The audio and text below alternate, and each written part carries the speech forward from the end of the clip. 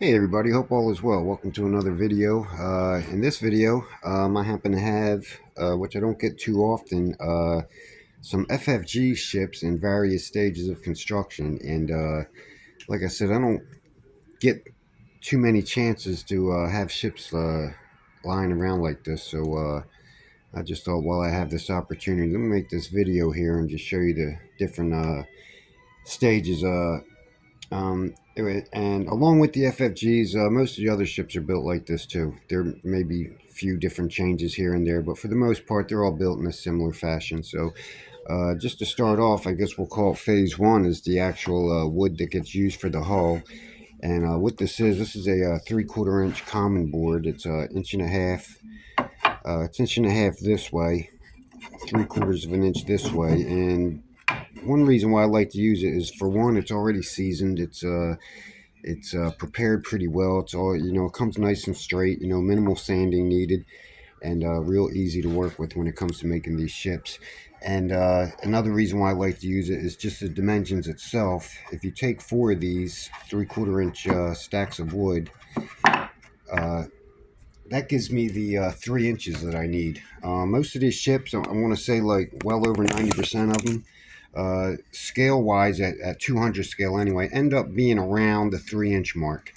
So for these 3/4 inch stacks of I'm sorry, common board stacked up, four of them will give you about 3 inches. So um, that's another reason why I like to use it. So now that I got the let's get this out the way. Now that I have the hull finished or glued together, the second thing I need to do is I need to shape it into its shape. So here I have basically what is a blank for an FFG, along with a blank superstructure. I'm just going to set that off to the side. So here's a hull after it's been glued. I've got the profile, the sloped deck profile already put on it. So that's usually the first thing I'll do, and then I could go ahead and start forming the outside dimensions and some of the other curvatures on it.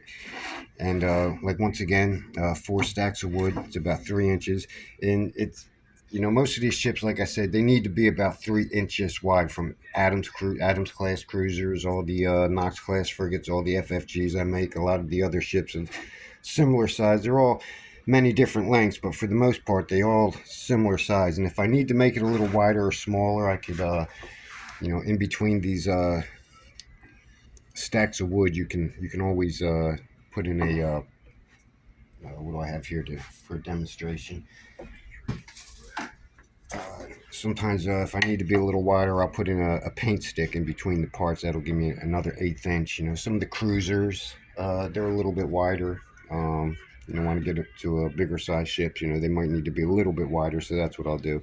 So now that I got the hull up to here, now we're going to skip a little bit, and we're going to go to a ship that is ready for all its little detail parts to be put on the doors, hatches, vents, whatever that might need to be made and glued onto the ship, all the weapon systems. And with the FFGs and the Knox class ships, since I have so many of them, what I like to do is I like to pre-make a lot of these parts. So I'm basically just making myself a bunch of little model kits. So in here, what I have are these, let's see if I can do this.